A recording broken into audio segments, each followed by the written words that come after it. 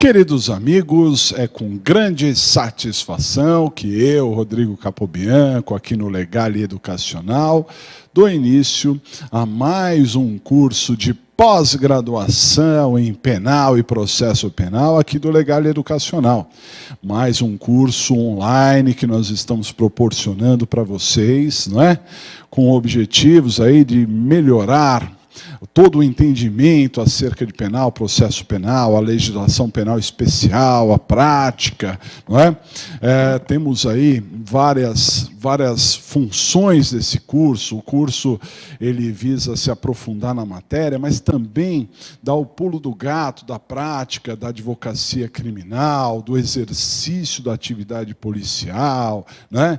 Do exercício de outras tantas carreiras jurídicas. Então, realmente é uma grande satisfação poder estar com vocês em mais esta oportunidade. Antigamente, nós ficávamos restritos à sala de aula, não é? Continuamos ainda com cursos presenciais, mas por uma questão de logística, só podemos atender as pessoas que estão muito mais próximas geograficamente de nós, né? Hoje, com esses mecanismos da internet, nós conseguimos alcançar os cantos e recantos desse nosso Brasil, não é? E até do mundo, porque eu já tive alunos que precisaram se ausentar do país por algum período e assistiram às aulas de qualquer lugar do mundo com toda a interação possível, né? E com isso todos nós ganhamos, porque como eu sempre digo, para quem já teve algum curso comigo, para quem já teve algum contato, sabe muito bem que eu digo, que nós todos aprendemos, né? Eu aqui na condição de professor, coordenador do curso, eu não ensino só, eu aprendo também. Por quê? Porque esse Brasil, ele é continental. E diante desse Brasil continental, nós temos um Código Penal, um Código de Processo Penal, mas que é interpretado diante de realidades regionais, não é? Então, muitas coisas que são tratadas no sul do país são tratadas de forma diferenciada no norte e nordeste, e assim por diante. Então, o objetivo maior é todos nós crescermos nesse curso. E você também com a interação, né, com a possibilidade de entrar em contato conosco, nós vamos passar depois todos os contatos, né? Quero sempre saber a sua opinião, quero saber se o que eu estou dizendo aqui tem ressonância no que está acontecendo aí no seu estado, aí na sua cidade. Tenho muitos alunos, inclusive, do estado de São Paulo, mas o estado de São Paulo é também um país dentro de um estado, né? Também as coisas acontecem de forma diferente, muitas vezes, do que numa comarca e em outra, né? Atitudes que o juiz toma, posturas no Ministério Público, da delegacia, da polícia, né? Então, tudo isso faz apenas nós crescermos, inclusive com os casos particulares, que eventualmente vocês cuidam e que também podem ter desfechos importantes neste nosso aprendizado de penal e processo penal. Por isso tudo, realmente é uma grata satisfação. Nesses anos todos estamos fazendo novos amigos, né? Abrindo aí os nossos horizontes, Brasil afora, e esse é o intuito de crescimento, né? Muito bem, eu gostaria de apresentar para vocês o nosso curso, né? Quais seriam os objetivos do curso, eu gostaria de passar para vocês o conteúdo programático, né? E depois nós vamos falar de um tema bastante interessante para começo da nossa conversa. Então, dá uma olhada no slide. Então, nós estamos aqui no nosso curso de pós-graduação em penal e processo penal, do Legale Educacional, né? E vamos aos objetivos do nosso curso, né?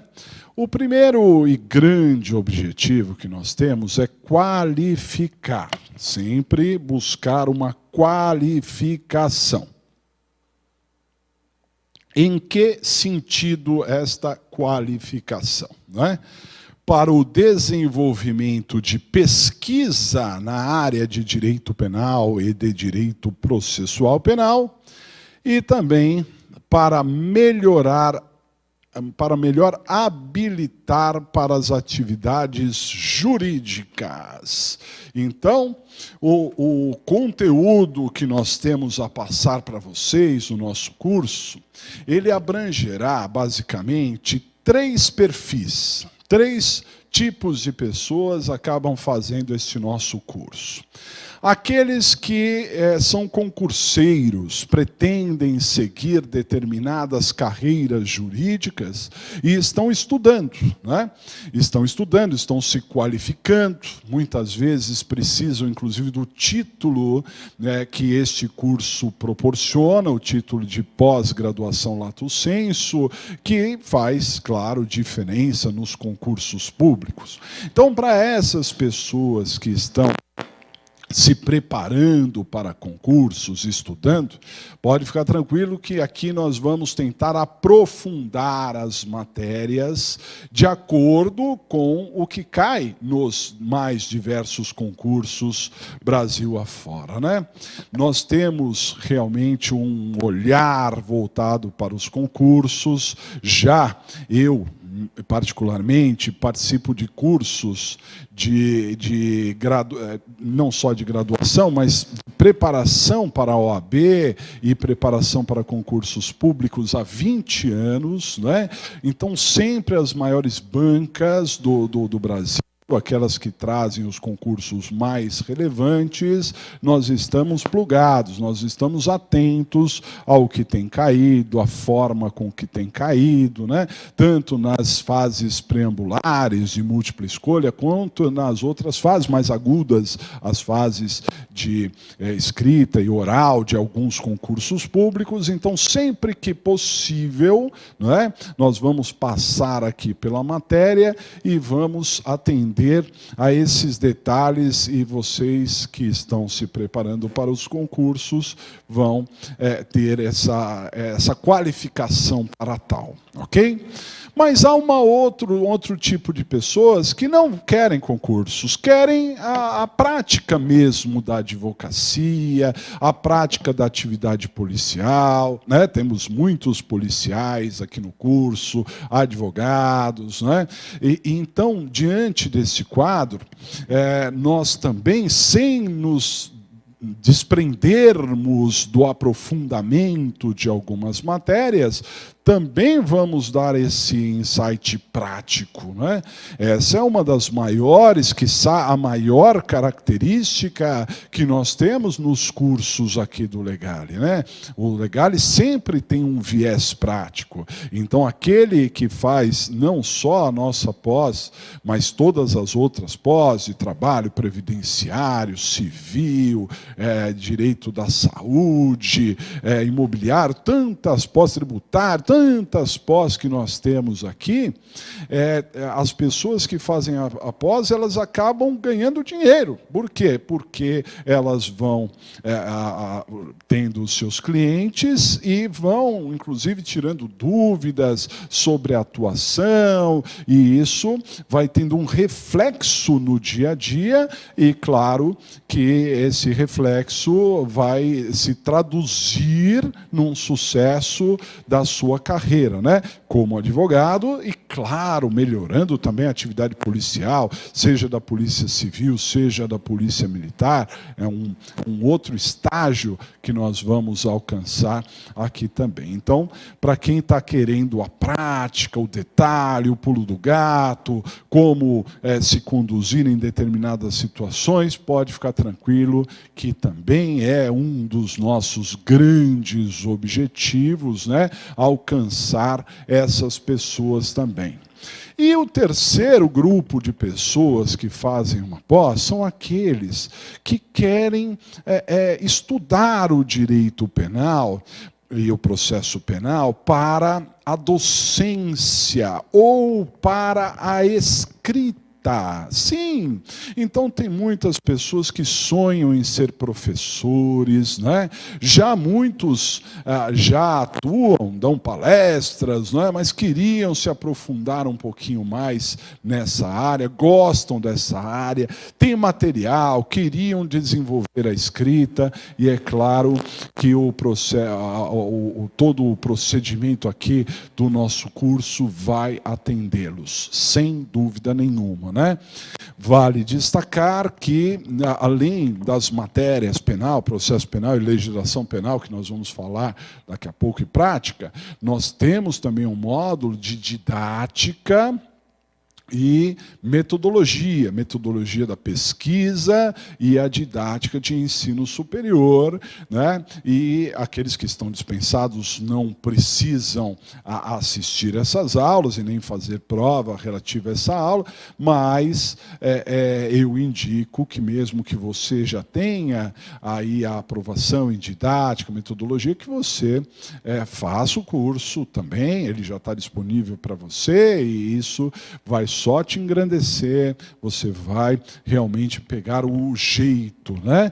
Então também nós estamos preocupados com aquelas pessoas que querem se desenvolver na área do magistério, na área da escrita, né? Se tornando aí doutrinadores e falando sobre alguns temas, né? Isso é muito interessante. Algumas pessoas, às vezes, que nem pensavam nessa hipótese, no decorrer das aulas, começam a pensar também, né?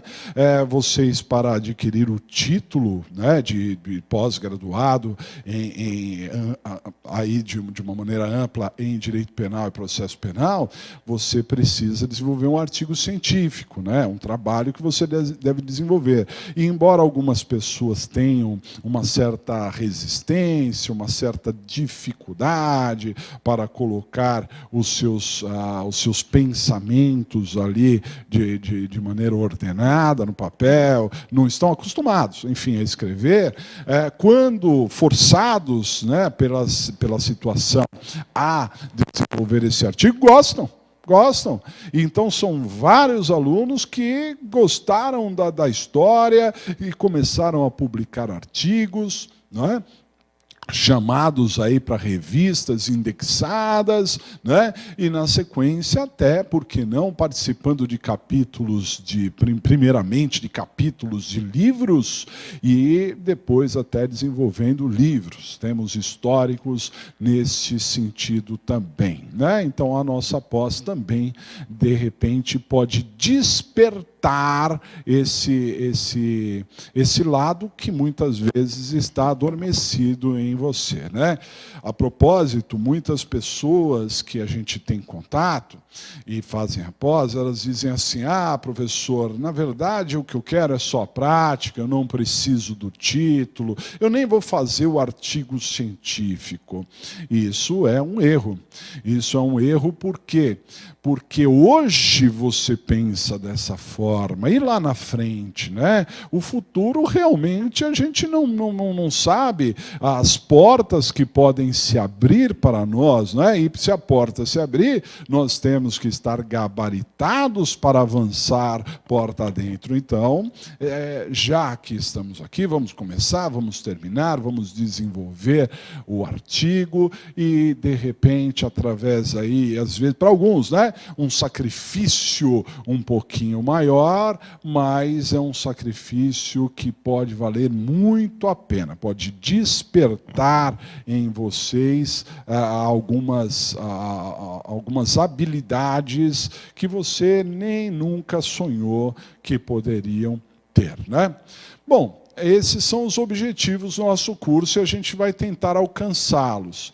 Agora, será que para alcançar tudo isso eu precisaria efetivamente fazer um curso de pós-graduação? Será que um curso de extensão, né, na área criminal ou vários cursos já não serviriam? Então eu questiono dos senhores, o que justifica, né? O que justificaria para nós a necessidade de fazer uma pós-graduação? Qual seria a justificativa para a gente chegar para o nosso parente, nosso amigo, e falar assim: eu estou fazendo a pós de penal e processo penal lá do Legale, né? Com o professor Capobianco. Como é que a gente justificaria? Mas por que você está fazendo? Dá uma olhadinha no slide, olha só. Justificativa. Não é?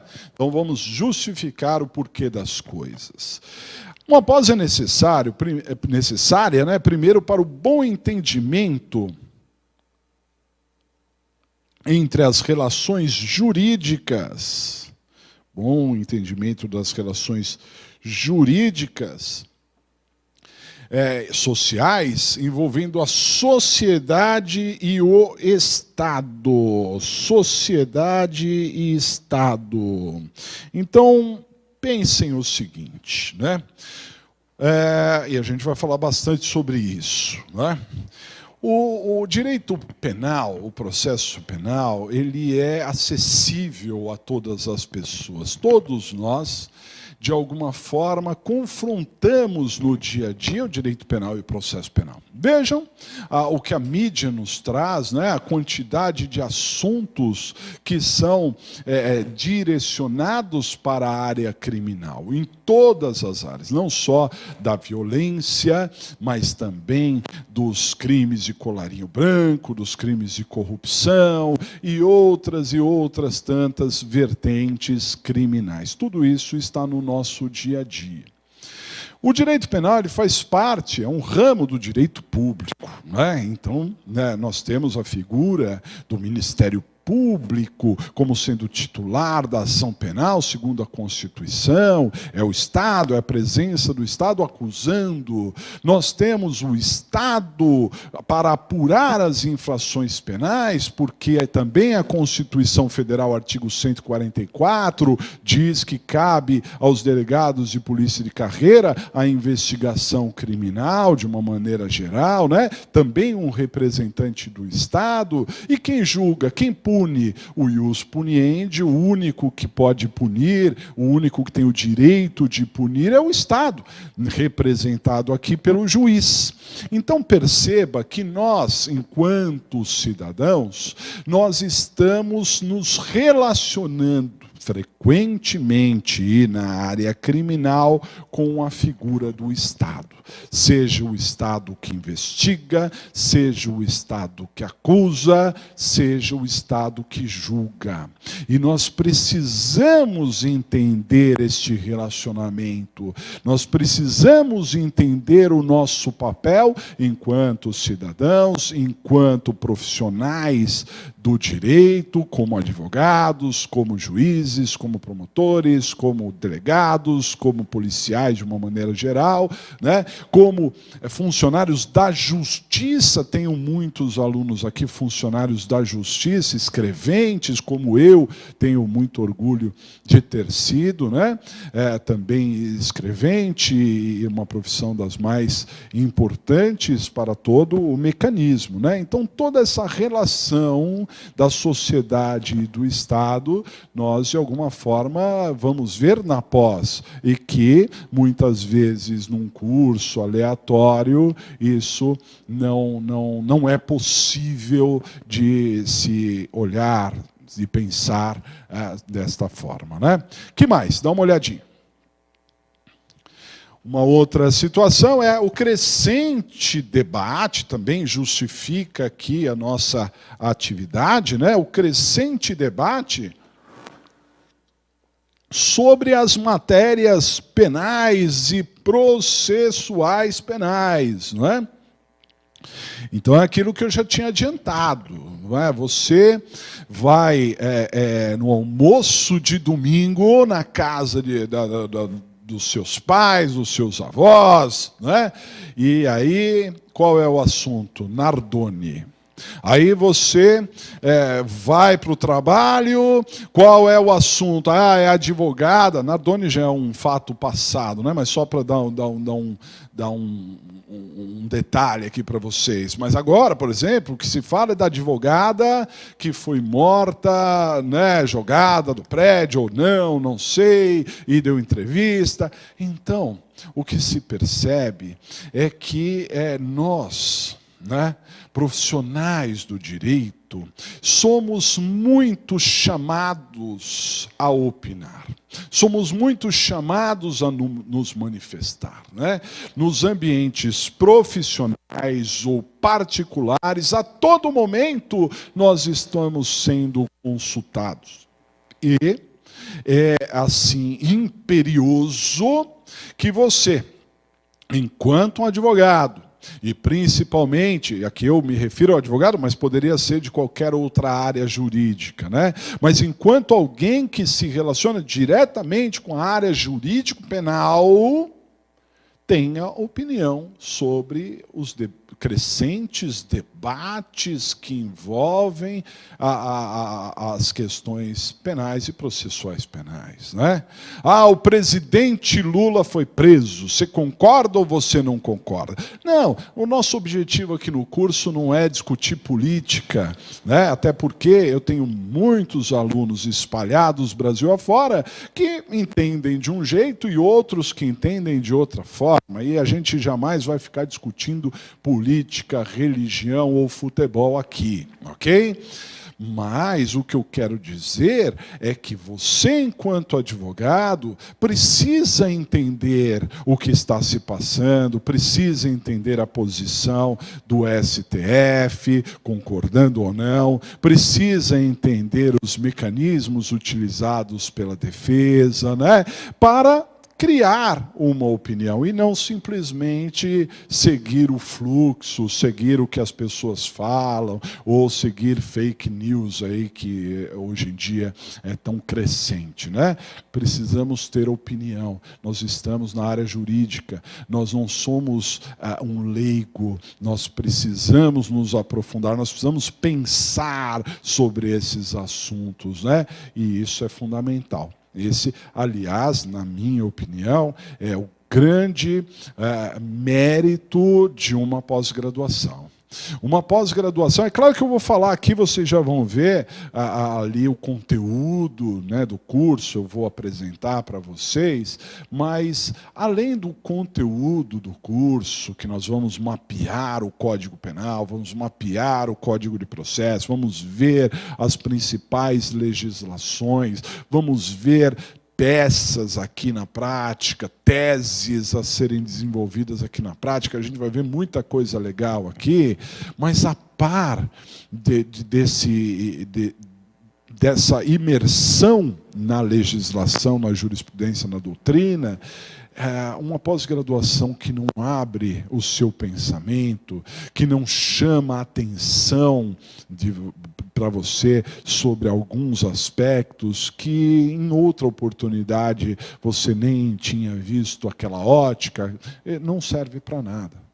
O nosso grande mérito, ao meu ver, é exatamente isso, fazer você pensar, fazer você raciocinar sobre determinados assuntos. É claro que eu estou falando aqui para pessoas que já fizeram 5 anos de faculdade, e muitos, para não dizer a grande maioria, ou 99% das coisas que eu vou falar aqui, teoricamente você já viu.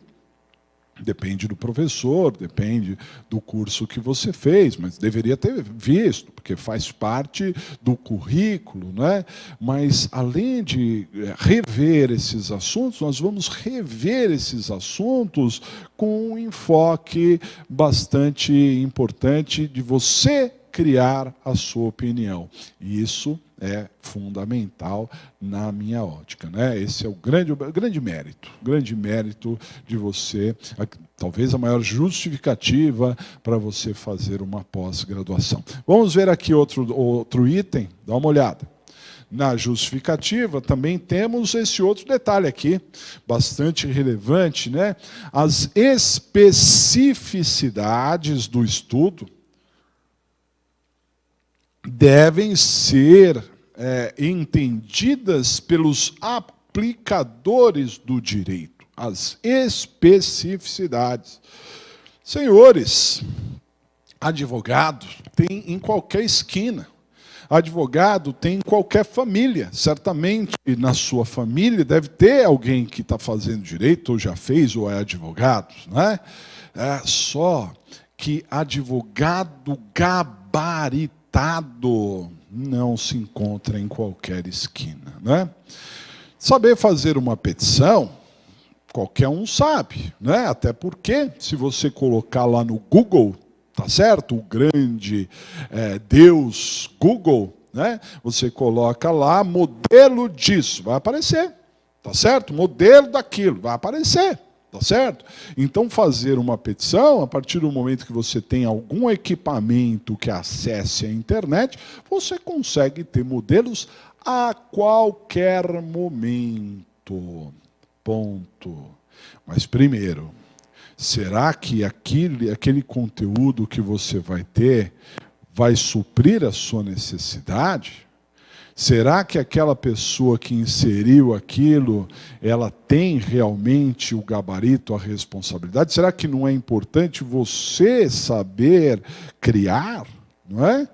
Aí é que está a diferença. Não é? Aí é que nós vemos a diferença daqueles que vão ter sucesso na sua carreira, daqueles que vão vender o almoço para comprar o jantar. Não é? Porque eu vejo muitos advogados patinando. Mas também vejo que não há esforços maiores, muitas vezes, para se gabaritar, para entender as minúcias, os detalhes. A gente pode não perceber, mas a gente está sendo analisado a todo momento, em todos os atos, desde o que você escreve até como você se comporta, como você trata um processo penal, como você encara uma audiência, não é? O juiz está percebendo, o promotor está percebendo, não é? Que você pode ter uma forma diferenciada, porque pode não parecer, mas o direito penal e o processo penal tem detalhes, nuances, palavras, colocações, indicações, olhares diferenciados do que o comum, do que um modelo que o Google proporcionaria para você. Né? Então, essa é uma grande justificativa para que a gente se entregue, né, para um curso de pós-graduação, né, dedicando o nosso tempo, dedicando o nosso dinheiro também, claro, né, e, acima de tudo, as nossas expectativas num curso que é um curso duradouro, mas que eu tenho certeza que, ao final, você vai estar totalmente diferenciado do que a grande massa dos advogados de uma maneira geral, porque esses detalhes, essas especificidades, com absoluta certeza, não vão faltar aqui no nosso curso. Ok? Outro detalhe de justificativa, dá uma olhada. Um outro tópico, né, que inclusive eu vou tratar um pouquinho mais à frente a miúde, é a interdisciplinariedade dos diversos ramos do direito e o direito penal e o processo penal. Né? O direito penal e o processo penal hoje, eles são interdisciplinares, assim como outros ramos do direito. Né? E eu digo sempre para os alunos, principalmente para aqueles que estão começando, que você pode ser apaixonado pelo direito penal, mas muitas vezes você também, né, para conseguir se desenvolver, para conseguir se manter, você atua em outras áreas. Né? pode atuar, não é pecado nenhum. Todos nós passamos por isso, muitos de nós continuamos passando por isso, né?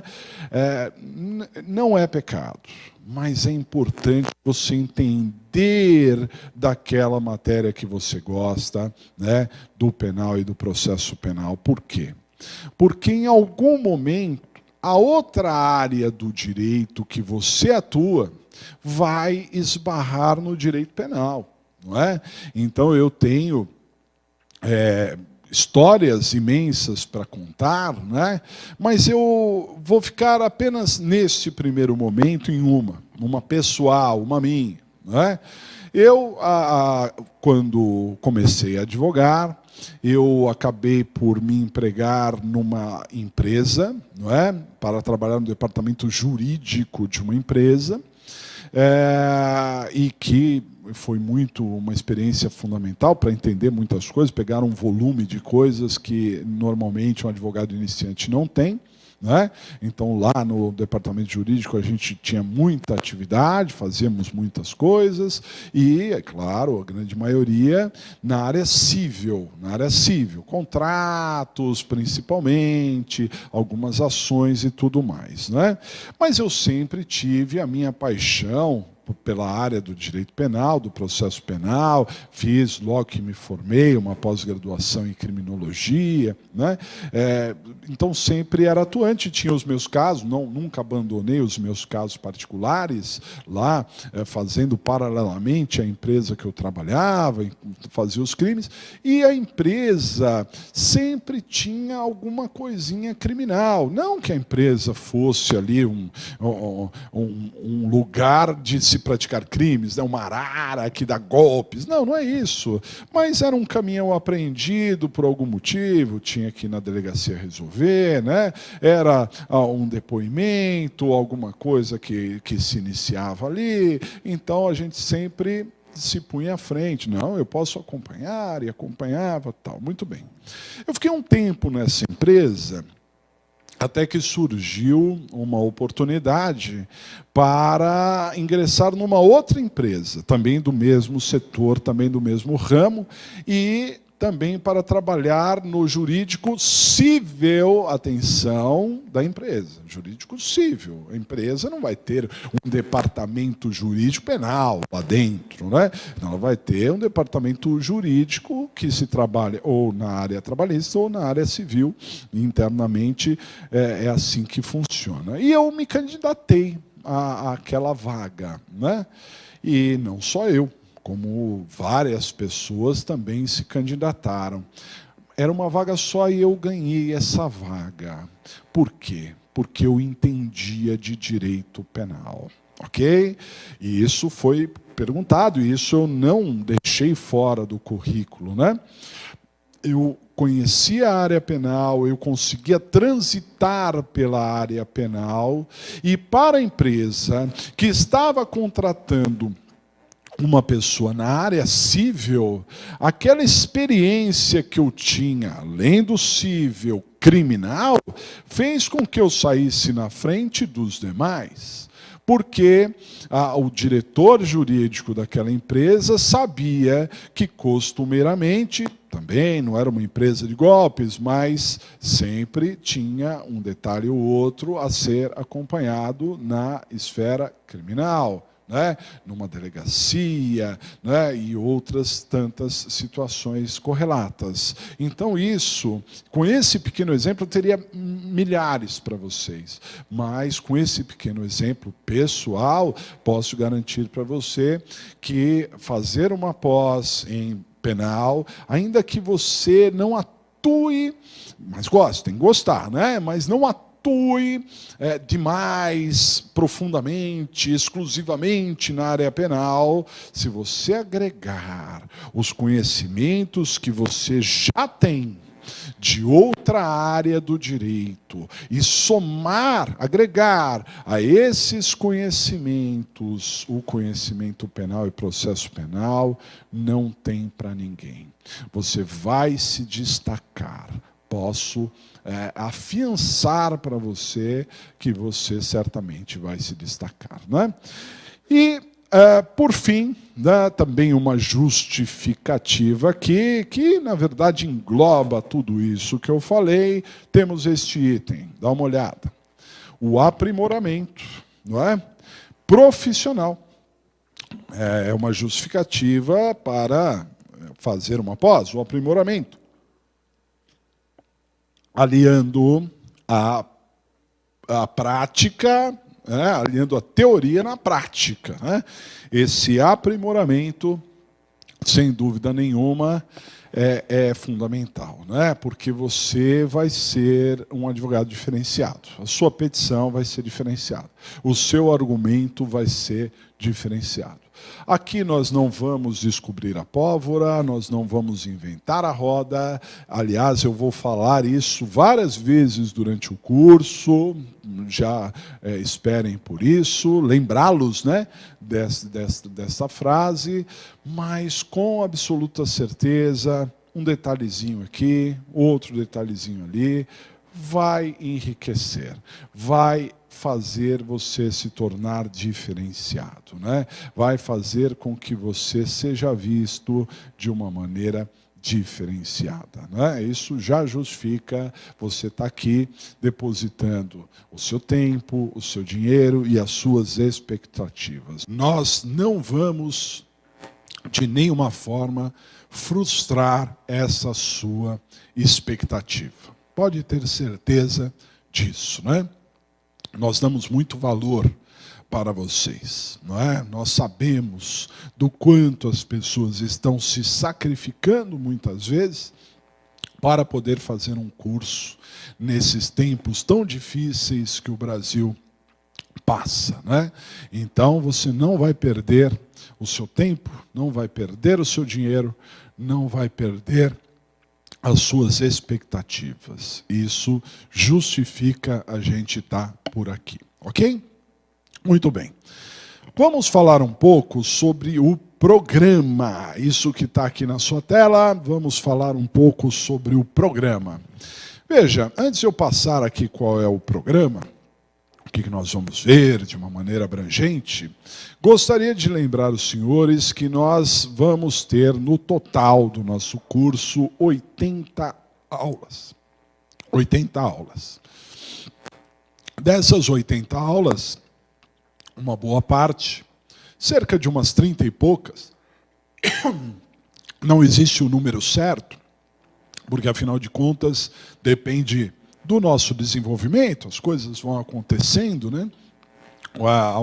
Alguns assuntos são prioridade em determinados momentos, algumas leis são feitas no decorrer do curso, e a gente sempre está atento, súmulas e tudo mais. Então, umas 30 e pouco aulas de penal, abrangendo tanto a parte geral quanto a parte especial.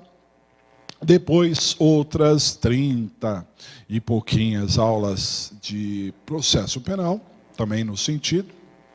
E, por fim, eu costumo dizer que a grande cereja do bolo, porque depois que a gente caminhar por toda a legislação penal e por toda a legislação processual penal, nós ainda temos lá uma dezena de aulas, um pouco mais, de legislação penal especial e prática.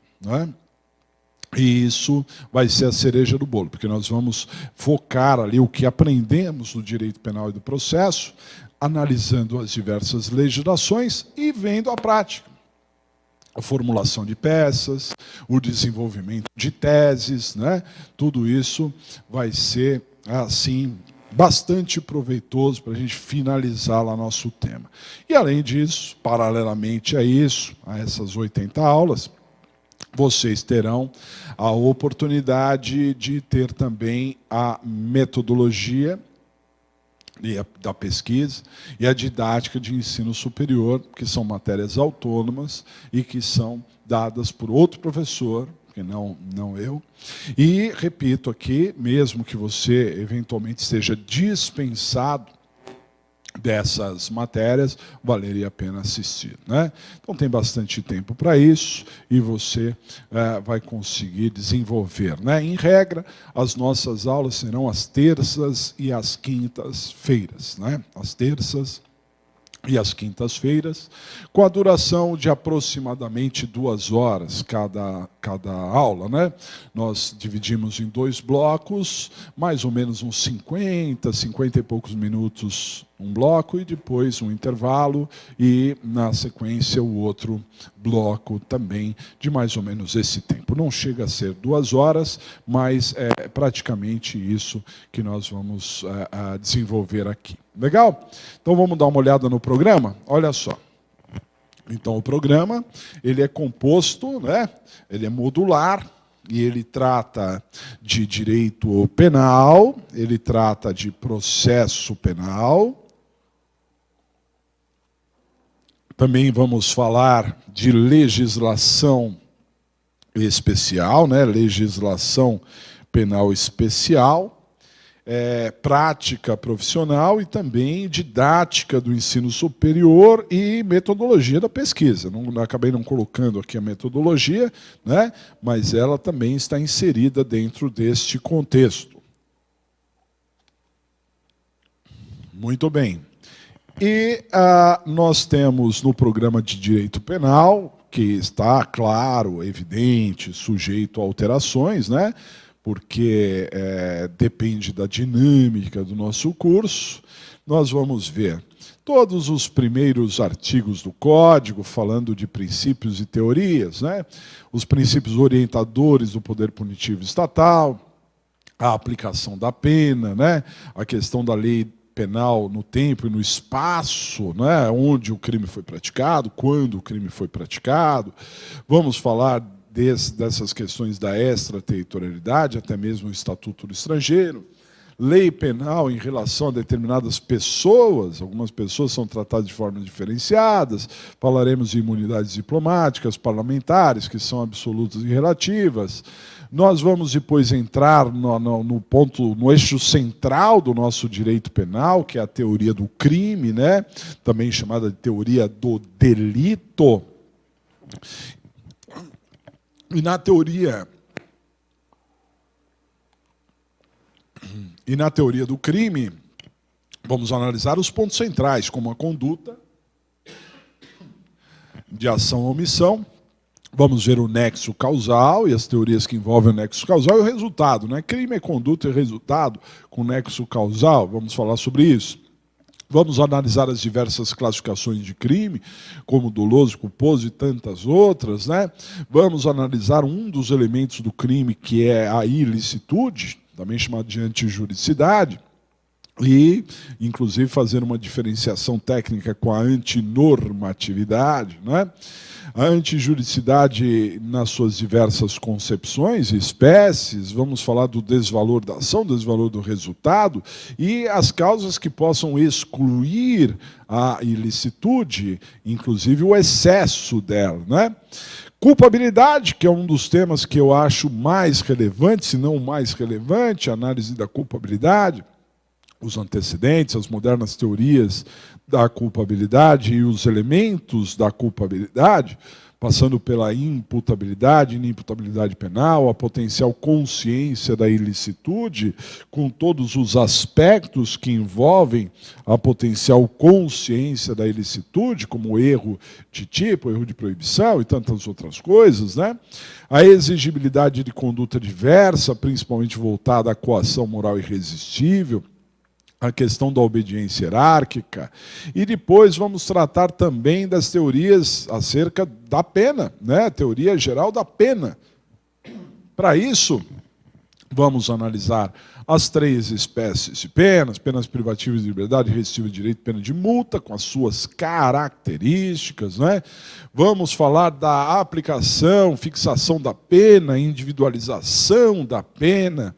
Para isso, as 3 fases, né, as circunstâncias do crime, as circunstâncias judiciais, que é a primeira fase de aplicação de pena, as circunstâncias legais, que são agravantes e atenuantes, né? Vamos falar também do concurso de crimes, avaliando as 3 espécies de concurso de crimes, o material, formal e o crime continuado, as medidas alternativas à prisão e o cabimento e a sua eficácia, né?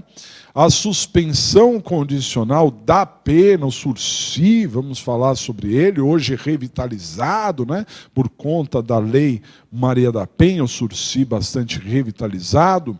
Vamos falar de livramento condicional e as suas características, as medidas de segurança, que é outra espécie de sanção penal, além das penas, né, tratando das duas espécies, medidas de segurança, internação e tratamento ambulatorial. Vamos falar da semi-imputabilidade, entrar em alguns aspectos de psiquiatria forense e finalizar a parte geral com a extinção da punibilidade, com uma atenção bastante especial à prescrição. Vamos falar bastante de prescrição, que é um tema muito vivo na prática, um tema muito importante na prática, e poucas pessoas entendem, né? Também vamos avaliar a parte especial do Código Penal, falando sobre os crimes contra a vida, com ênfase, evidentemente, no homicídio, não é? Vamos falar do aborto, o aborto que está sendo discutido aí no STF e tal, vamos falar também sobre esse tema, não é? Vamos falar sobre lesão corporal, os crimes de perigo individual, né? Periclitação de vida e saúde, da rixa, vamos falar dos crimes contra a honra, nossa, na crista da onda, aí, principalmente por conta das redes sociais, da liberdade individual, não é? Como o sequestro, como ameaça, etc. Não é? Os crimes de inviolabilidade de domicílio, de correspondência e também dos segredos. Na sequência, vamos falar do patrimônio. Nossa, tanta coisa importante tem para falar no patrimônio. Há mudanças aí expressivas que nós tivemos no mês de abril, tanto no roubo quanto no furto, né? Vamos tratar dos crimes contra o sentimento religioso e o respeito aos mortos, embora seja um título bem pequeno do Código Penal, é um tema bastante importante. Vamos falar dos crimes contra a assistência familiar, crimes de perigo comum, de crimes ali previstos contra a incolumidade pública, né? Os crimes contra a dignidade sexual.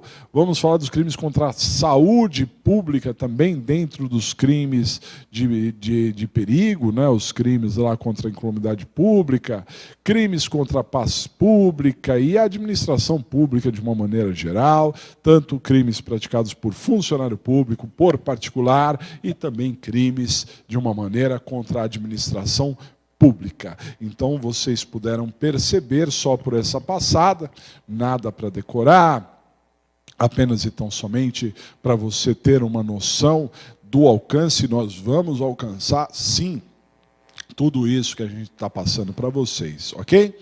E o programa de processo penal, dá uma olhadinha. O programa de processo penal, também evidentemente sujeito a alterações, ele vai falar acerca dos princípios gerais também de processo penal, aqui, importantíssimos, muitos deles constitucionais, né? Vamos falar sobre a segurança pública, falar sobre a polícia, investigação, inquérito, né? Até mesmo do poder investigatório do Ministério Público. A gente vai entender quando é que o MP abre investigação. Depois vamos trabalhar acerca de ação penal, mostrando aí as diferenças de ação pública e privada, as características, não é? Vamos falar sobre as prisões também, as prisões cautelares, as prisões provisórias, as garantias constitucionais relacionadas a isso, né?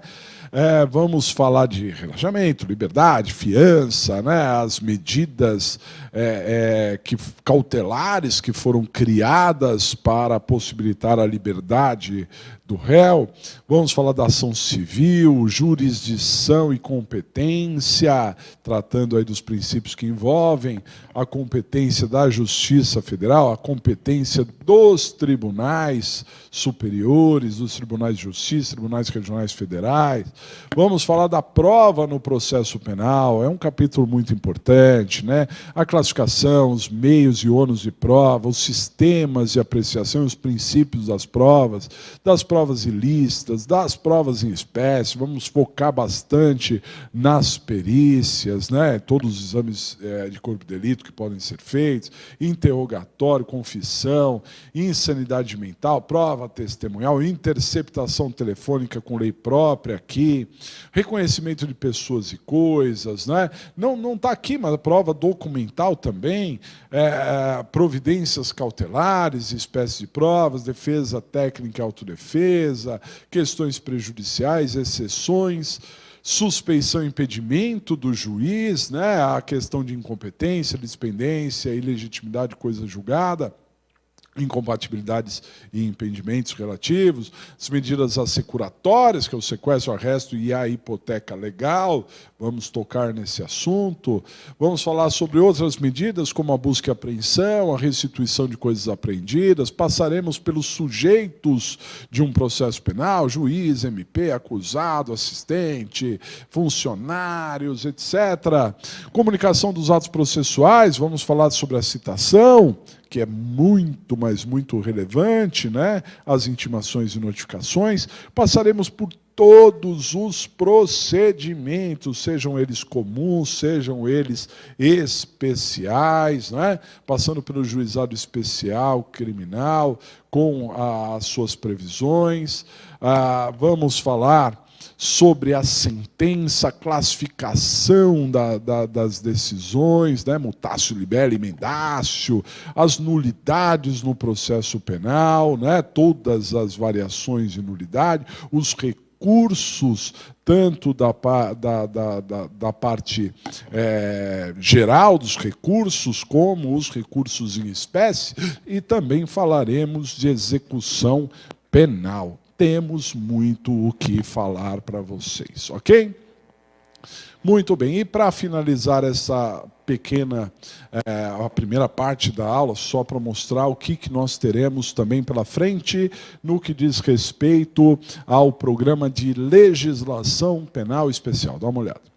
Legislação penal especial, falaremos sobre a nova lei de drogas, sobre os crimes hediondos, tortura, genocídio, explicando aí detalhes, terrorismo, né?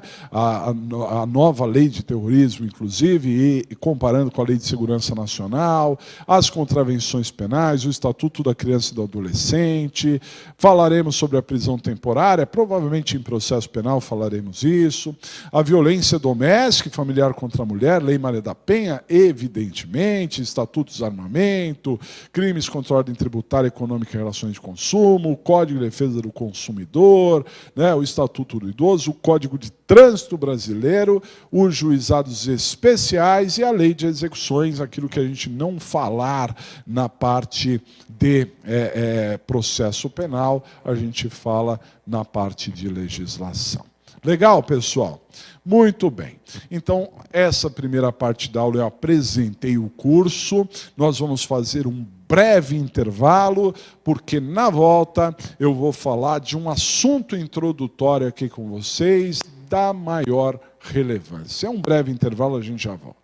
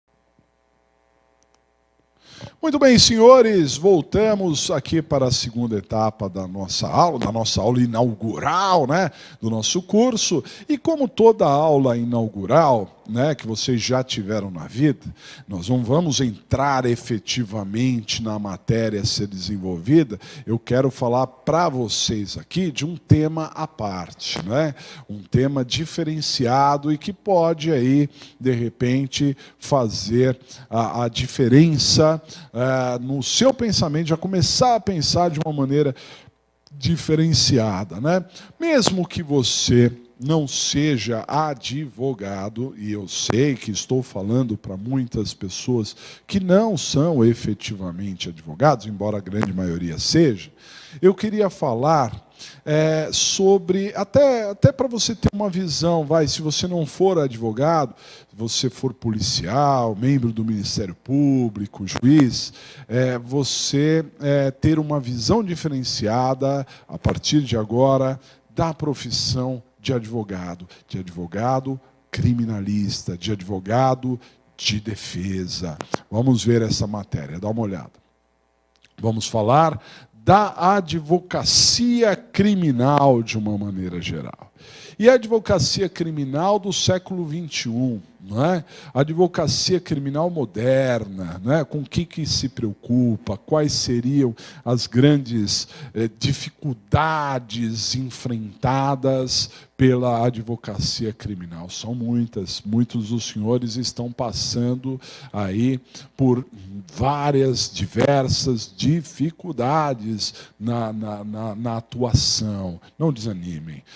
Eu, logo de cara, vou colocar para vocês a opinião de três grandes, né, personagens aí do direito. Um deles nem era advogado de defesa, era promotor, mas que eu, assim, tenho no mais alto nível de pessoas humanísticas, né, assim, muito, assim. Tem um livro dele que eu tenho um grande apreço, vou passar para vocês. Vejam essas três opiniões, dá uma olhada. A primeira delas diz respeito aqui ao Evaristo de Moraes Filho, né? Que foi um dos grandes maiúsculos aí do nosso direito. Ele dizia: as pessoas discriminam o advogado criminalista pois acham que nunca acontecerá com elas. Quando as pessoas pensam assim, são cruéis, né? E é esse um ponto. Quantos alunos que nós vemos aí que dizem para mim: professor, eu adoro a sua matéria, mas eu adoro na teoria, né? Na teoria, porque na prática, convenhamos, né? Defender bandido. Mas será que a advocacia é isso, é defender bandido?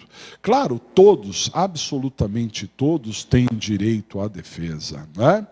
Inclusive os bandidos. Mas a advocacia não é só para isso. E mesmo aqueles que são bandidos, vocês têm que pensar que antes de serem bandidos, eles são seres humanos. Eu sei, professor, mas o cara com uma arma na mão, ele mata, ele mata a criancinha, ele mata a mãe do outro, ele não sei o quê. Eu sei de tudo isso. Eu sei que tem degenerados, de uma maneira geral, espalhados por aí, não é? Mas sei também que nós, enquanto advogados, nós não somos obrigados a pegar todos os casos que se ponham na nossa frente, né? Mas a partir do momento que a gente pegar um caso, nós temos que realmente estar do lado, né, daquela pessoa a todo momento. Tem que ser o esteio, tem que ser o apoio, porque pode acontecer com qualquer um de nós. Nós temos filhos, não é? Nós criamos os nossos filhos de uma forma, não sabemos o que acontecerá lá na frente, mas tudo bem, nós podemos ter netos, e os nossos netos, aí não somos nós que criamos, não sabemos como eles estão sendo criados, não é? E se eles se envolverem com a área criminal, o que nós queremos? Queremos, no mínimo, que eles tenham um julgamento justo, um tratamento humanitário, né? E as pessoas acham que não, e confundem até a pessoa do réu com a do próprio advogado. Né? Vamos ver a opinião deste aqui, o maior, na minha opinião, o maior de todos. Dá uma olhada. Esse é Roberto Lira, promotor público, antigo promotor público, né? Seria hoje promotor de justiça lá do Rio de Janeiro. Dizia Roberto Lira: a lei não mergulha no oceano da criminalidade, sobrenada ou em braçadas dirigidas, ok? Então, aí a gente tem que parar para pensar, porque o que é essa criminalidade, né? Como é que é desenvolvida essa criminalidade? Será que o direito penal mergulha no oceano da criminalidade para entender realmente o que está se passando além? Ou ele acaba nadando em braçadas dirigidas, como é o próprio espírito do direito penal do inimigo, que elege um inimigo e vamos, né, foco em cima do inimigo. Não é? É para se pensar na atuação da advocacia criminal, né, sobre esse aspecto. Roberto Lira deixou um livro que no material eu estou descrevendo também, né, a bibliografia aí para vocês, né, todo esse material de apoio aqui que a gente usa nas aulas, eles ficarão disponíveis todos para vocês, né, e vocês terão acesso a esse material. E o Roberto Lira deixou um livro chamado Criminologia, que ele é atualizado hoje em dia, né? Tem um autor do Rio de Janeiro, um grande autor, que atualiza o livro do Roberto Lira. Você consegue comprar ainda hoje o livro Criminologia, né? E para finalizar, eu disse que o Roberto Lira era o maior criminalista, mas talvez o maior jurista tenha sido esse daqui, dá uma olhada. Rui Barbosa, né? Que dizia: justiça tardia é injustiça manifesta e qualificada. Há de se pensar, né? Porque nós vamos trabalhar o processo penal e o que nós poderíamos modernizar no processo penal, o que a gente poderia contribuir aí para um processo penal mais ágil, com respostas mais efetivas, né? Tanto para o réu quanto para a vítima, porque a justiça, quando demora, ela se torna uma injustiça, e é o que nós estamos passando hoje em dia, né? Bom, a advocacia criminal, na atualidade, ela passa por alguns percalços, alguns pontos importantes que eu queria discorrer para vocês aqui. Dá uma olhada. A advocacia criminal, na atualidade, tem que considerar alguns pontos, né?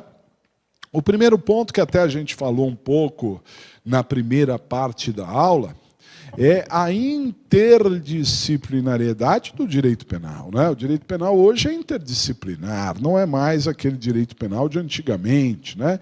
Então, essa interdisciplinariedade se verifica de várias maneiras. Por exemplo, a interdisciplinariedade está com o direito civil, né? Então você vai formular um contrato e muitas vezes você está falando de assuntos penais. Eu mesmo já advoguei mais de uma vez para corretor que foi acusado de colocar, corretor de imóveis, acusado de colocar em contrato coisas equivocadas na área criminal, hein? E outros tantos assuntos, né? Outras tantas fraudes, maquiagens que possam ser utilizadas. É interdisciplinar também com o direito imobiliário. Nossa, tantas coisas relativas ao parcelamento de solo, dano, né? Contratos imobiliários, tantas coisas, né? Com o direito de família. Vale lembrar, por exemplo, o abandono, né, a tutela do poder familiar, não é? Ou você tem ali alguns assuntos que são resolvidos na esfera civil, né, como é uma pensão alimentícia, mas que podem esbarrar necessariamente em atividades criminais, né? Com o direito administrativo, diante das relações com o Estado, as autuações, as corregedorias, né? De uma maneira geral, o direito penal está muito próximo a tudo isso. Com o direito tributário, nem se fale, as fraudes fiscais, por exemplo, né, que ela entra na esfera tributária, mas passa, quando o direito tributário não resolve, entra na esfera criminal. Com direito ambiental, nossa, construções, eu advogo para uma construtora e basta ela cercar um terreno para começar ali um estande de venda, baixa a polícia ambiental, dizendo como é que é o terreno, que é assim, que é assado, né? Então é impressionante, danos que possam ser causados, né? Com direito previdenciário, quantas fraudes ao INSS que são envolvidas, com direito trabalhista, ilícito nas relações empregatícias, no exercício de determinadas atividades, né? Com direito internacional, com questões relativas a extradições e outros tantos assuntos, com direito médico, direito da saúde de uma maneira geral, né?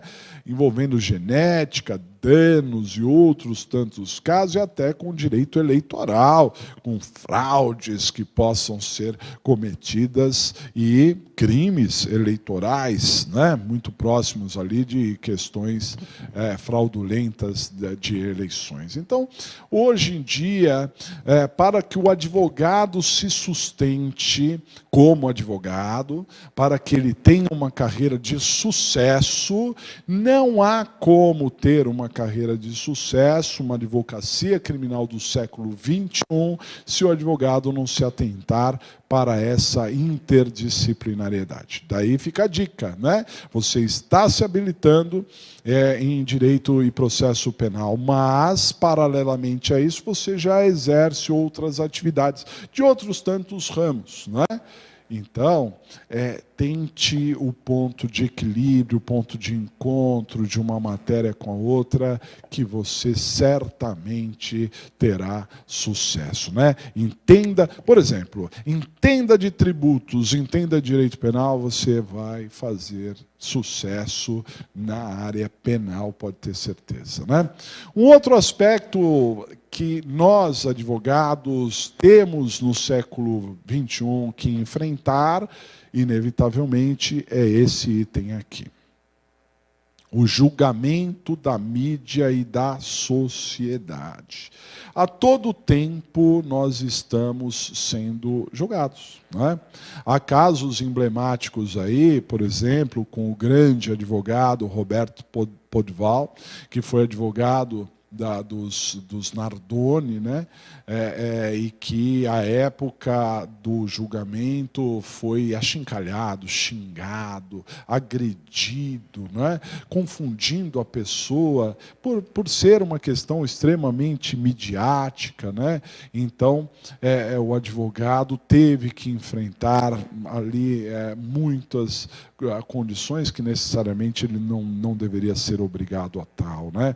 Mas foi. E nós vamos enfrentar, em maior nível ou em menor nível, nós vamos enfrentar esse julgamento, porque você conversa com um parente seu e ele acha que o bandido tem que estar na cadeia, que o bandido tem que estar morto, né? Que tem que matar mesmo, que tem isso, que tem que ter aquilo, e isso é muito popularizado na mídia, então o advogado tem que saber se posicionar.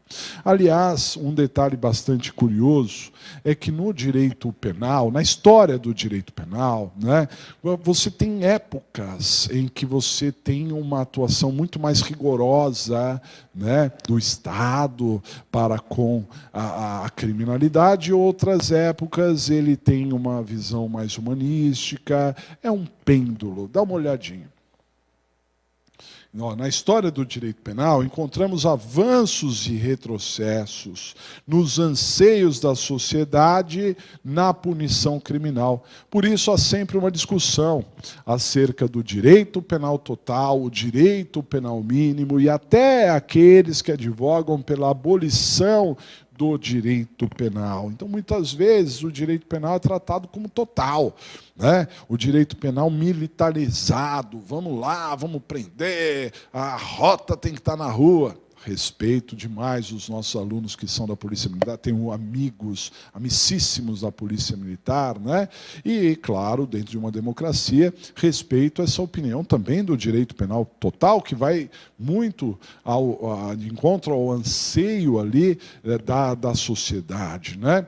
Mas outros entendem que o direito penal devia ser mínimo, deveria ser a última ratio, a última forma de solução de conflitos, porque o direito, outros ramos do direito poderiam resolver, né? E há alguns que entendem até mesmo pela abolição do direito penal, que nem precisaria do direito penal, né? Muito bem. Quero passar para vocês aqui uma reportagem que foi veiculada sobre essa questão da mídia. Dá uma olhada aqui, ó. Então, ó, o que as pessoas pensam sobre ladrão, né? Então, nós separamos aqui duas reportagens, uma do Jornal da Gazeta e outra do Jornal da Cultura, que nós tiramos como fonte lá do YouTube. Então, dá uma olhadinha nesses vídeos. São rapidinhos, né? Primeiro o vídeo da Gazeta e depois o vídeo da TV Cultura. Metade da população das grandes cidades brasileiras acredita que bandido bom é bandido morto. A constatação faz parte de pesquisa feita pelo Datafolha. Esse levantamento foi encomendado pelo Fórum Brasileiro de Segurança Pública, uma ONG que reúne especialistas em violência urbana. A pesquisa foi feita no final de julho e vai fazer parte do 9º Anuário Brasileiro de Segurança Pública, que vai ser divulgado esta semana. Ouviu 1.307 pessoas em 84 cidades com mais de 100 mil habitantes. 50% disseram concordar com a afirmação de que bandido bom é bandido morto. 45% disseram discordar e o restante não sabe ou não opinou. Como a margem de erro é de 3 pontos percentuais para mais ou para menos, o levantamento mostra que os brasileiros estão divididos. Para mim, assim, olho por olho, dente por dente. Bandido, a teor da Constituição Federal, ele tem que ser preso após ser julgado e eventualmente condenado. A quantidade dos que concordam com o uso da força letal é maior entre os que estudaram menos e vai aumentando conforme evolui a idade do entrevistado. Na faixa dos que têm 60 anos ou mais, 65% concordam com a afirmação. Para 52% dos homens, bandido bom é bandido morto. Entre as mulheres, o índice cai para 48%. No recorte por faixa de renda, a pesquisa mostra que a opinião de ricos e pobres é mais ou menos a mesma. Diferença existe quando muda a cor da pele do entrevistado. Entre os brancos, 53% acham que bandido bom é bandido morto. Entre os negros, o índice recua para 44%. Divergência também entre as regiões do país. Os que concordam com a afirmação são 48% no Sudeste, 52% no Centro-Oeste e Norte, e também no Nordeste, e 54% no Sul do país. O ouvidor das polícias de São Paulo diz que os números refletem a impunidade e a letalidade policial. Em 2014, 3.022 pessoas foram mortas por policiais no Brasil, número 37% maior que o do ano anterior. Para o ouvidor, parte da sociedade, além de tolerante, acaba estimulando a polícia a executar suspeitos. Esse cidadão não assume o ato de matar e induz a erro policial e coloca esse policial que não está preparado naquele instante para exercer o cargo de bom policial ao maior erro da vida dele. O diretor do Instituto Vladimir Herzog relaciona o resultado da pesquisa à desvalorização da democracia. E há um parentesco entre essas duas realidades. As pessoas não acreditarem em democracia, dizerem que não estão felizes com a democracia e acharem que a polícia tem mesmo que matar os bandidos. Olha, podem ser feitas várias leituras do resultado dessa pesquisa, mas uma coisa é clara. Ela demonstra que metade dos brasileiros não confia na nossa política de segurança, se é que nós temos alguma política de segurança. O noticiário mostra todo dia polícias mal equipadas, desmotivadas, com salários baixos e sem qualquer conhecimento científico do que seja uma polícia. A lentidão do nosso judiciário e a caduquice do Código Penal ajudam a piorar esse quadro. Diante de tal percepção, a população, também com baixo nível de educação formal, acha que matando pretos e pobres o problema se resolve. Como se vê em países desenvolvidos, nós só vamos ter segurança adequada quando tivermos uma boa polícia, um bom judiciário e um bom sistema de ensino para os pobres, porque os ricos brasileiros já têm.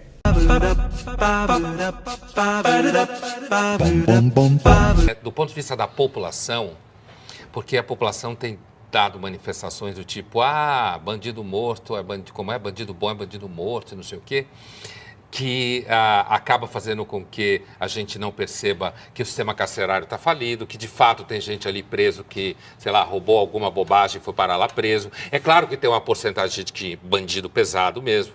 A gente sabe que às vezes o cara vai preso e vira bandido na cadeia e nem era um grande bandido lá de fora, a gente sabe disso tudo.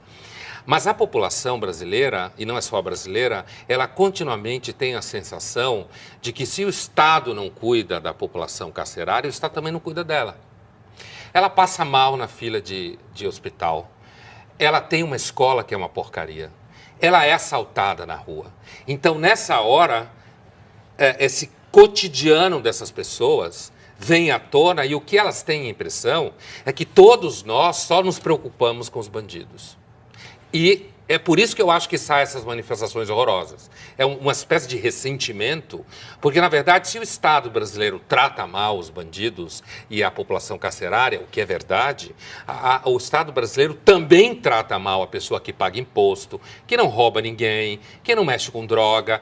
E aí essa população, que é aquela população cotidiana, invisível, que não tem voz, que não estuda muito, que não faz parte de nenhum órgão de debate público, essa população tem a impressão que é como se todo mundo, de repente, tivesse preocupado com os bandidos. Então, eu acho que é importante explicar que não se trata de ficar preocupado com os bandidos, mas se trata de iluminar um mau trato, uma má gestão, uma desorganização, uma sem-vergonhice na realidade. Até porque senão fica parecendo que a gente está preocupado com o bandido. Exatamente, Pondé, até porque, e aí assim, muitas pessoas reclamam que eu muitas vezes não leio os comentários que chegam aqui via Twitter, que vão nesse sentido, né?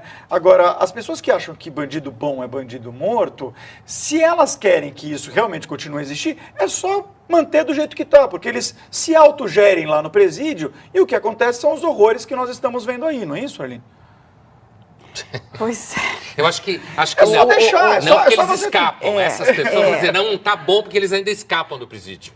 Tem gente que defende que vai para ilha isolada, e eles que se matem lá, enfim, quer dizer, agora, fazer com que as coisas fiquem desse jeito é não mudar absolutamente nada, não é? Na verdade, um sistema carcerário, ele não deveria ser um espaço para um fim em si mesmo. Ele tem que ser um espaço para recuperação social, etc., isolamento dos mais perigosos, recuperação social dos que são recuperáveis, enfim, cumprir a função para a qual seria feito. A partir do momento que não cumpre essa função, está mostrando uma fraqueza do Estado, da institucionalidade desse Estado, e essa fraqueza do Estado que trata o sistema carcerário dessa forma, transformando-o numa fábrica de mais bandidos, bandidos mais perigosos. Olha, o presídio, um desses presídios que tinha uma capacidade para 500 e poucos presos, tinha 1.300, 1.500 presos. É uma coisa realmente que leva à situação de chacinas e tudo mais, de misturar bandido criminoso, né, que, sei lá, alguém que estava com uma pequena quantidade de droga com aquele que é responsável por um tráfico de drogas. Então, o mesmo Estado que falha aí é o que falha na escola, na saúde. Então, na verdade, há uma semelhança entre os casos. E há uma confusão, né, que fazer direitos, a defesa dos direitos humanos é fazer a defesa de bandido. Não é fazer defesa de bandido necessariamente, porque é fazer defesa da segurança. Mas é fazer defesa da segurança, é para fazer defesa das pessoas que estão aqui fora. Quer dizer, você pregar dignidade para quem está dentro do presídio é porque esse cara um dia ele vai sair. Sim. Sim, mas como as pessoas são descrentes, céticas, acostumadas a ser maltratadas, então o que elas percebem, elas têm a impressão que o discurso de direitos humanos é só um discurso para bandido, porque para elas não tem direitos humanos. Para ela tem imposto, obrigação de pagar conta, andar na linha, não roubar ninguém. E aí não adianta, elas se sentem de fato maltratadas. Mas não é para convencê-las do contrário. Não, a gente até tenta, mas acho difícil. Porque o cotidiano é muito concreto. O que falta realmente é a educação dentro do país melhorar, para que as pessoas tenham realmente uma clareza. O sistema, quando ele falha no sistema carcerário, ele torna a vida da população em geral mais perigosa, mais difícil. Vocês viram aí que bandido bom é bandido morto para a maioria da população. Então nós, advogados, temos que entender isso, perceber isso, entender esse anseio que a sociedade tem, né? E saber como tratar esse assunto, sem ser radical, sem bater de frente com as pessoas, mas, enfim, mostrando que a criminalidade não é só isso que a gente vê na superfície, né? A gente precisa se aprofundar nesses temas, né? Para entender um pouquinho mais. Outro aspecto que a advocacia criminal enfrenta, e às vezes com muita dificuldade, é esse tema aqui, ó. A complexidade dos casos que está cada vez maior. Você tem complexidade, né? Nós temos ali uma infraestrutura hoje diferenciada de antigamente, com câmeras, né? Possibilidade de perícias diferenciadas. Nós temos a informação que é acessível por todos. Quanto que a polícia não descobre através dos meios de comunicação, pelas redes sociais, né? Porque a informação está acessível a todos, né? Outra complexidade importante dos dias atuais são os direitos, né? Vivemos numa era dos direitos. Eu tenho direito, né? Pelo meu direito eu vou até o fim e não sei o quê, né? Se trata dessa maneira. E também temos que pensar nos avanços da ciência, nos avanços da pesquisa, e nós, advogados, temos que estar atentos a todos esses mecanismos. Temos que entender, a prova hoje em dia é diferente de antigamente. Antigamente a prova grande, ainda é importante hoje no direito penal, mas a prova era a prova testemunhal. As pessoas estavam na rua, as pessoas conheciam umas às outras. Hoje não, hoje a gente está sendo filmado a todo momento, né? Hoje em dia você tem perícias com avanços tecnológicos incríveis, né? Você consegue, por exemplo, hoje fazer um exame necroscópico por imagem, pura e simplesmente, por ressonância magnética. Tem tecnologia para isso, né?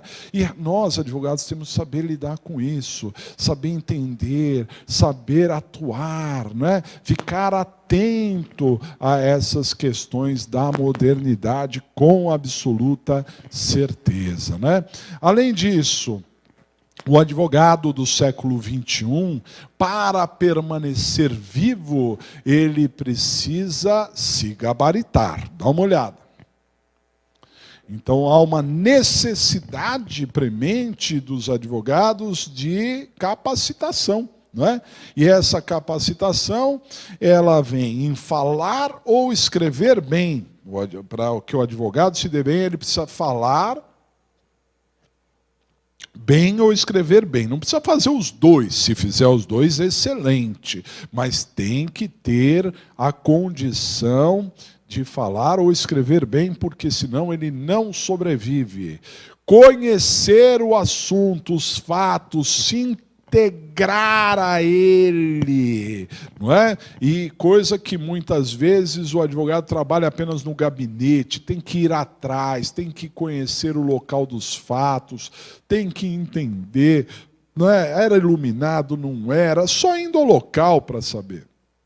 Tem que ter raciocínio jurídico, saber desenvolver um raciocínio na área criminal, né?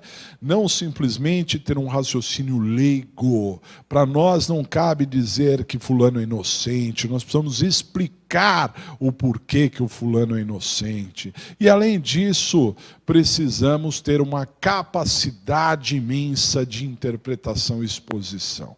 Porque se a gente não consegue entender, se a gente não consegue entender um processo penal, saber as nuances de um processo penal, a gente prejudica a defesa. Se eu não sei exatamente a acusação, fica muito prejudicado, muito difícil de desenvolver a argumentação. Isso é assim, claro, não é? Me parece claro que que nós tenhamos essa situação, né? Tem que saber interpretar, tem que saber expor com absoluta certeza. Outro ponto que eu queria salientar para vocês, terem uma advocacia criminal de sucesso, é esse aqui, ó. Dá uma olhada. É a estrutura negocial da advocacia. A gente tem que tratar a advocacia criminal como um negócio. Pense nisso. Amamos o direito penal, amamos o processo penal, mas não sobreviveremos na advocacia criminal se não tratarmos como uma estrutura negocial. Uma estrutura, muitas vezes, que pode ser física, já vou explicar, tem a necessidade de um marketing pessoal, também vou falar sobre isso, e lembrando da mulher de César. Por que eu coloquei aqui a mulher de César?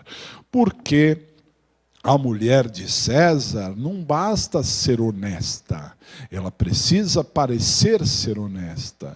E o advogado não basta ser competente, ele precisa parecer ser competente, né?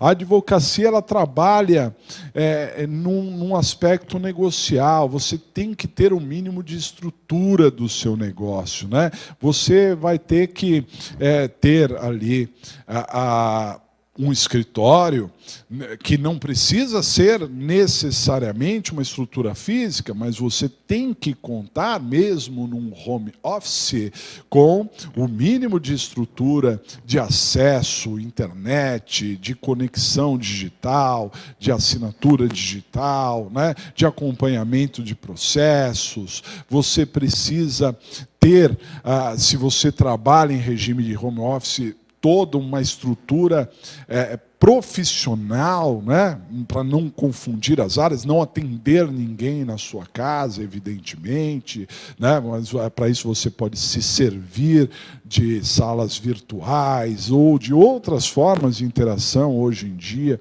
que nós temos, mas pense na advocacia como um negócio. Precisa de capital inicial, precisa de capital de giro, porque senão daqui a pouco você se frustra e até você se desenvolver, ser conhecido como um advogado criminalista, vai um tempo em que você precisa investir. Pense nisso, se associe, né? Tenha essa estrutura negocial. E marketing, você precisa de marketing pessoal. Não é parecer bonitão, não.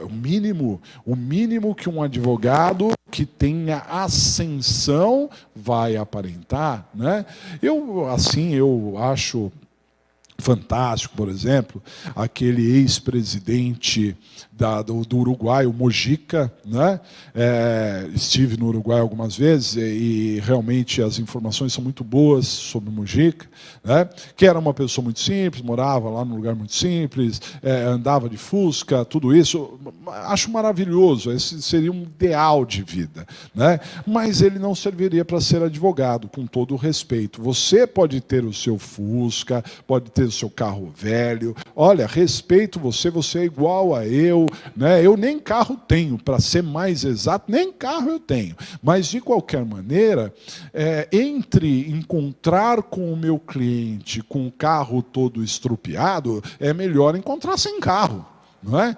Porque o cliente vai olhar para você, ele não vai entender o seu estilo de vida, né? Não vai entender que você não dá atenção para aspectos materiais. Ele vai achar que você não tem condições e que você está pegando o primeiro caso dele. O primeiro caso da sua vida é o dele, né? Porque se você tivesse outros tantos clientes, você não teria aquela condição. Então tem que se policiar, tem que entender como isso funciona. Outro aspecto são as dificuldades, algumas grandes dificuldades que a gente encontra na advocacia. Dá uma olhada. Dificuldades na atuação, né? Preconceito, né? Princípio da presunção da culpa. Isso daí está cheio, né? Por quê? Porque a presunção de inocência está lá na Constituição. Mas eu já vi juiz dizer que onde há fumaça há fogo. Acreditem se quiser. Isso é presunção de culpa. Só criminal, vai atuar só na área criminal, ixi, vai morrer de fome, né? Os resultados, o advogado trabalha por resultado, como é que funciona? A trabalhar também pela defensoria. A atuação do advogado criminalista é uma atuação de meio, não é uma atuação de fim, né? É uma atuação de meio. Então, o importante é que você trabalhe incansavelmente na defesa do seu cliente. O resultado é o possível, né? Vamos pensar assim, mas trabalhe incansavelmente, o tempo todo. O seu cliente precisa sentir que está sendo assistido. Isso que é importante, né? E, além de tudo isso, acho relevante, acho realmente importante que, principalmente para quem está começando a atuar na área criminal, que faça o convênio com a Defensoria Pública e atue nomeado. Vai receber muito pouco, mas vai ganhar uma experiência que vai render muitos frutos lá na frente, né? Bom, agora eu convido a vocês a assistir um vídeo que é um pouquinho, não é um vídeo longo, mas é o vídeo do maior advogado criminalista que o Brasil já teve no júri. O maior advogado criminalista do Brasil é Waldir Troncoso Pérez, né? E ele dá uma aula sobre o que é ser um advogado criminalista. Dá uma olhada nesse vídeo.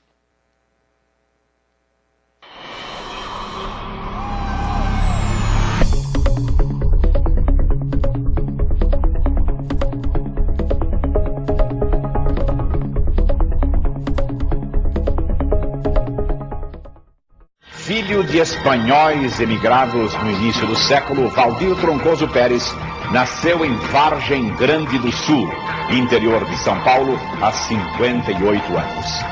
Formado em 1946 pela Faculdade de Direito do Largo de São Francisco, fez nesses 36 anos do direito penal, dos tribunais de júri e da criminologia suas opções de vida.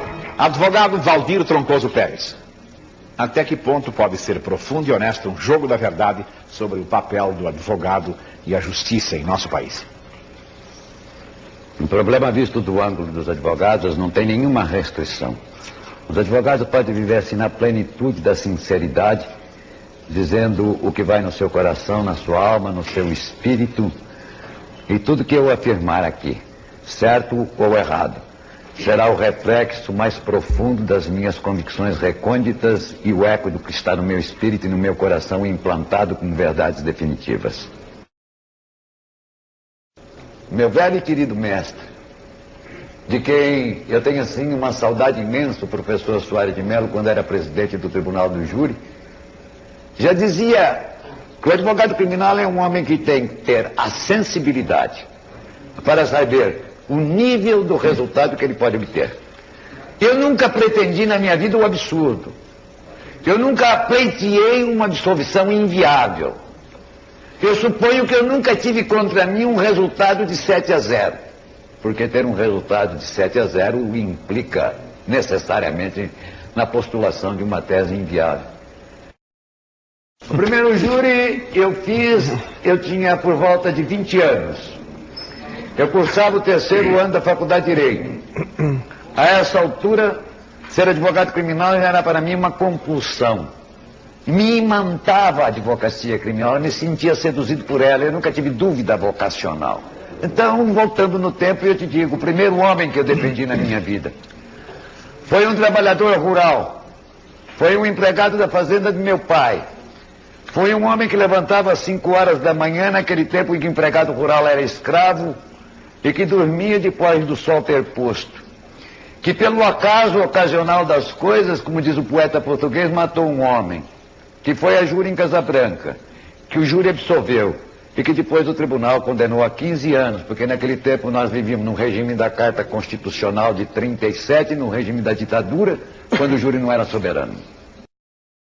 O grande Maurice Garçon, num trabalho que você deve ter lido, já dizia que o grande drama do advogado que se inicia da vida, ou do homem que quer fazer o proselitismo, é que ele tem que, primeiro, pensar no que vai dizer e, em segundo lugar, como vai dizer. E ele parte da premissa, no âmbito psicológico, de que duas ideias conscientes não ocupam o espírito humano ao mesmo tempo. Então, enquanto o advogado tiver que pensar na substância e no mérito da causa, no que vai dizer e como vai dizer, é claro que ele sofre um déficit, um rebate de produtividade e de rendimento. Então, um dos problemas básicos do advogado, é claro, que é a automatização da linguagem. A automatização da linguagem eu conquistei onde você a conquistou. Como advogado da assistência judiciária, defendendo todos os réus pobres durante 12 anos no Tribunal do Júri de São Paulo. Espetáculo que eu tenho dito e tenho repetido, tenho reiterado, instante da minha vida, assim como um todo, que me traz uma imensa saudade, porque eu me senti assim socialmente muito útil. Entre defender aquela pobreza e agora ser alugado pelos milionários, eu acho até que dentro de uma dimensão humana eu já fui melhor do que eu sou hoje. E foi defendendo esta pobreza com pertinácia dia e noite que talvez eu tenha obtido e tenha aprimorado este automatismo da linguagem que hoje surge sem maior esforço, como consequência meramente de um problema de ordem experimental. O enunciar e o experimentar tem uma relação de causalidade obviamente muito grande. E eu tenho um grande contingente de experiência. Quando eu defendo, eu não julgo. Eu não enuncio um juízo de valor a respeito da conduta do meu cliente. Eu discuto se ele praticou ou não praticou o fato. Se o fato é criminoso ou se o fato não é criminoso. E discuto as razões pelas quais ele praticou o fato. A consequência da minha defesa extrapola o meu juízo crítico. Não é da minha responsabilidade. O meu proselitismo não é a favor da tese da violência. É em favor de um homem que pode ter sido o opressor de ontem e é o oprimido de hoje. O réu é sempre o oprimido. Não interessa se no pretérito ele foi um opressor. De maneira que o elemento histórico imanente à vida do réu não entra no contexto do meu juízo para defendê-lo ou não. O grande problema que se coloca a nível ético profissional é o advogado ficar dentro dos limites do direito de parcialidade que lhe são permitidos pelo Código de Ética. A obrigação é um imperativo. Está inscrito na Constituição Federal. Entre os direitos do homem, e os direitos do homem não são direitos do homem virtuoso, são direitos do homem enquanto suporte moral do direito e de todos os homens. Todos os homens têm o direito de defesa. Esta abrangência é absoluta, é total e não tem nenhuma exceção. Ou senão você nega a Carta de Direitos do Homem, ou senão você nega a Constituição da República Federativa do Brasil. Você nega aquilo que é imanente ao homem, que é o direito de defesa. Quando um homem chega na minha idade, evidentemente ele começa a se conferir como cidadão. É claro que todo homem tem que ter um destino moral, se ele tiver um mínimo de consciência. A advocacia criminal para mim foi um chamamento, foi uma imantação, foi alguma coisa assim que me seduziu. Eu sempre brinco dizendo que eu tenho assim a sensação de que a minha mãe me gerou no escritório de advocacia. Eu comecei a trabalhar muito cedo. Ela parece que foi a minha madrinha. Foi ela que me acalentou, foi ela que me carregou. Eu digo sempre que eu nasci nas fraldas da Mantiqueira. Repito isto reiteradamente. Que parece que as brisas das cumiadas me trazia assim a voz dos inconfidentes dessa extraordinária Minas Gerais, gritando pela liberdade. Então ela existiu em mim antes de ser alguma coisa que tivesse consistência ética e moral como destino de vida. Ela nasceu em mim como um apelo interior. Eu conversava outro dia com um médico de grande talento e ele me dizia assim, olha, às vezes eu fico pensando nos modelos espirituais e eu imagino como um homem ficou pendurado uma existência inteira na Basílica de São Pedro, talhando uma imagem, modelando. Como que será que ele pensou da vida de pendurado no teto de uma igreja? Então, aquilo deve ter sido para ele um apelo e um chamamento. Agora eu te respondo. Quer dizer, ela que primeiro existiu em mim, a nível emocional e como compulsão, como apelo, como vocação, hoje eu a aceito no plano ético. E ela me realiza, ela me dá uma contraprestação, ela me gratifica. Ela me dá um sentido de plenitude. Ela povoa o meu espírito. Ela é a minha razão de ser e de existir. Ela me alegra. O advogado criminal cavalga um sonho. Ele vive uma irrealidade. Eu tenho a sensação de que a advocacia criminal é assim uma abstração. Eu respondo a este moço, se ele pretender fazer advocacia criminal, ele saiba primeiro, antes de tudo, como premissa, que o elemento, a força motriz deflagradora da conduta do advogado nunca foi o dinheiro, nem subsidiariamente. Nunca eu tive mais alento para defender um réu pobre do que um réu rico. Pode fazer a mensuração e disso eu tenho um testemunho ao longo da vida e todos dirão a mesma coisa. Não é o alimento espiritual do advogado criminal o dinheiro. O dinheiro nos dá um pouco de conforto, o direito de educar o filho, mas eu digo mais uma coisa, os homens menos ambiciosos a nível patrimonial são os advogados criminais. Fui convidado muitas vezes para a atividade política. Recusei-as sempre. Nunca me seduziu a política. De maneira que quando me falam em cargo de secretário, a priori eu já rejeito in limine, porque isso aqui é negar a minha vida. Eu já disse e repito que o homem que eu idolatro é o Dr. Dante Delmanto. Outro dia eu o vi caminhando pelas ruas, se dirigindo para o seu escritório, como faz todos os dias aos 75 anos, com vigor, com entusiasmo de alma extraordinário. E se o Senhor quiser me dar um bom fim de vida, que me dê uma vida assim, que me permita até o fim da minha existência ser advogado, exclusivamente advogado, e não secretário, até porque eu não gosto de ser secretário. Secretário já é uma palavra que impõe para mim uma subordinação que não é compatível com a minha forma de ser. Não acho que cada um trabalha de uma maneira e de uma forma. Eu, depois de estudar um processo, depois de absorver a prova, depois de conhecê-lo na véspera do júri, sabe, frequentar, meu querido amigo, eu prefiro, com franqueza, pegar um livro de literatura um pouco mais ameno. Para eu sair um pouco desta vida do terra a terra, para eu ter mais capacidade ideativa, porque a lógica comportamental não é uma lógica formal e dedutiva. Então é preciso que você se entranhe e se inspire dentro de uma realidade humana. Eu, às vezes, brincando, digo talvez alguma coisa de que eu esteja convencido. Saber direito não é cultura.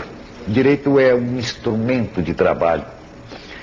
O meu Patrício Ortega y Gasset, com muita propriedade no meu entendimento, dizia o seguinte, que um matemático, um físico, um químico e um jurista conhecem tanto da alma humana quanto um barbeiro suburbano. Então, conhecer o direito não é conhecer a alma humana. De maneira que, para poder transmitir o que seja um homem na sua falibilidade, na sua contingência, na sua fraqueza, eu procuro, assim, uma inspiração literária. Gosto muito de ler o Tagore, gosto muito de ler os poetas, gosto muito de entrar num processo de abstração, para não ficar neste terra a terra, porque o comportamento não está a nível desta mecânica primária, que é o fluxo do nosso pensamento cotidiano. Então eu procuro efetivamente conviver com gênios para buscar com eles um pouco de inspiração. Se eu obtive alguma coisa na minha vida, se ao longo da minha profissão eu realizei alguma coisa, se eu consegui algum resultado e algum sucesso na minha militância profissional no júri e fora do júri, eu atribuo isto exclusivamente a um predicado que eu me atribuo. Eu sou realmente um homem que me tenho na conta de um cidadão piedoso e indulgente. De maneira que eu entro num processo de sintonia e de identidade com o meu cliente e luto por ele. Tenho uma devoção e tenho um amor pela liberdade como supremo valor do homem. E tenho uma piedade pelo homem oprimido que me compelem ao trabalho com uma tenacidade, com uma pertinácia, com uma instância quase que sagrada. Tenho procurado ser, na proporção em que o advogado pode ser-lo, o mais sincero possível. Aqueles que acompanharam o desenrolar da minha vida profissional deverão ter verificado que eu procurei sempre perante o Tribunal Popular, ou perante o juízo togado, ser o mais sincero e o mais autêntico possível, lutando na possibilidade daquilo que é factível.